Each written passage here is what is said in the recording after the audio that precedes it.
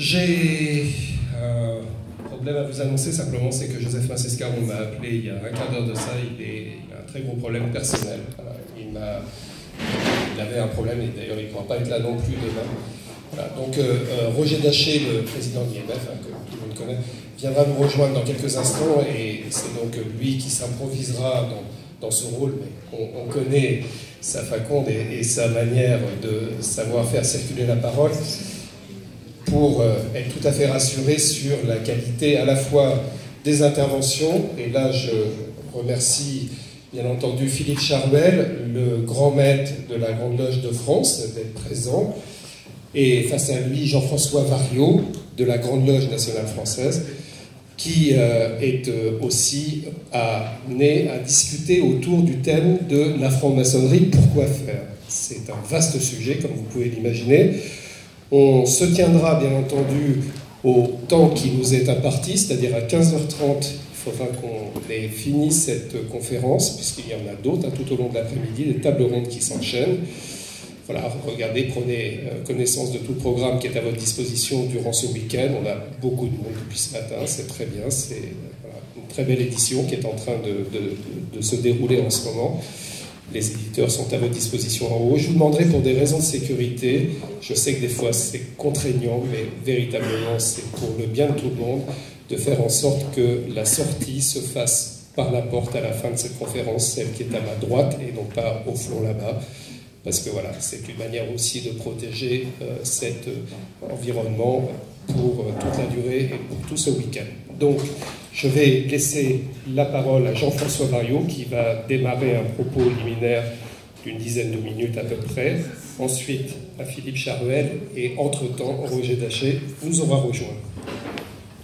Merci. Bonjour. Donc je vais ouvrir le feu puisque nous sommes face à face. Mais jusqu'à présent, on avait l'impression d'être côte à côte, mon cher Philippe. Donc pourquoi la franc-maçonnerie, pourquoi faire? Voilà une question qui est une question bien embarrassante et qu'on nous pose souvent. Est-ce que vous croyez qu'à notre époque, on a encore une place pour la franc-maçonnerie dans le monde tel que nous le vivons, bousculé, préoccupé d'énormément de choses, c'est-à-dire d'abord d'objectifs personnels pour les uns, pour les autres, mais aussi de soucis, d'inquiétudes pour ce qui concerne la société, pour ce qui concerne l'avenir de la planète, donc la maçonnerie, pourquoi faire? Cette question qui est comment on dit, embarrassante lorsqu'on nous la pose, qu'est-ce que vous pensez? À quoi ça sert d'être franc-maçon, d'y passer autant de temps? Je veux dire que c'est une question qui est aussi relativement clivante. Elle est clivante parce que les obédiences en France n'ont pas toutes les mêmes réponses. Alors, je dirais les maçons, chaque maçon a sa réponse.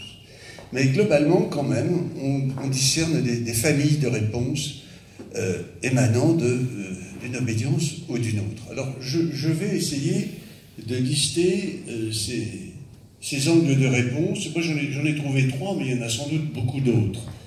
Mais les 3 vont me permettre d'organiser un petit peu mon propos. Alors, premier angle de réponse, voilà, eh bien, les francs-maçons, c'est pour développer une idée particulière de l'homme, une idée humaniste, entre guillemets, et c'est pour construire une société peut-être idéale, participer à la construction d'une société meilleure. Il y a un deuxième angle de réponse, qui est peut-être l'apanage d'obédience, vous vous reconnaîtrez, hein, qui est, non, ce n'est pas nécessairement de développer une société meilleure, mais pour développer une société meilleure, c'est d'abord d'améliorer, de permettre à chacun de s'améliorer, chacun de se transformer dans le sens du bien, on peut dire. Et puis, il y a une troisième famille de réponses qui pourrait consister à dire, ben, vous savez, en fait, la maçonnerie, c'est une pratique qui permet à chacun peut-être de mieux comprendre ce qu'il fait ici, sur Terre, et de trouver un sens à sa vie, de d'être mieux accompagné dans la façon dont non pas il trouve des réponses, mais dont il va se poser des questions essentielles. Alors je vais développer l'un après l'autre. La première, c'est l'histoire de la société idéale.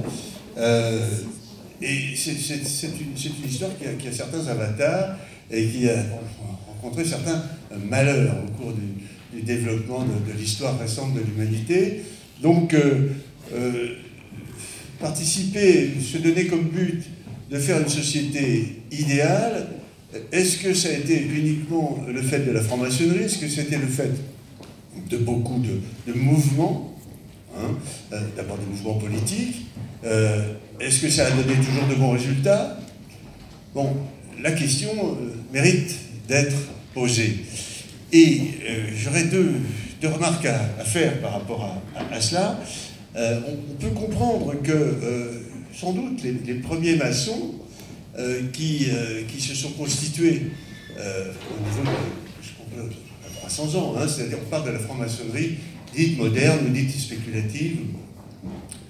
Donc cette franc-maçonnerie s'est constituée sur le terreau d'une guerre civile, d'une guerre de religion, et vraisemblablement la question posée, peut-on construire une société meilleure, elle avait tout son sens à ce moment-là, et peut-être un des partis pris, je ne dis pas une des réponses, mais il y a des partis pris, y compris les francs-maçons de l'époque, ça a été de se dire, bon, on ne va pas, comment dire, instituer ou édicter une société idéale du jour au lendemain. On va essayer de comprendre déjà ce qui se passe et s'en sont venus à une posture, à un postulat plutôt, qui est, voilà, pour améliorer la société, il faut déjà commencer peut-être par s'améliorer soi-même.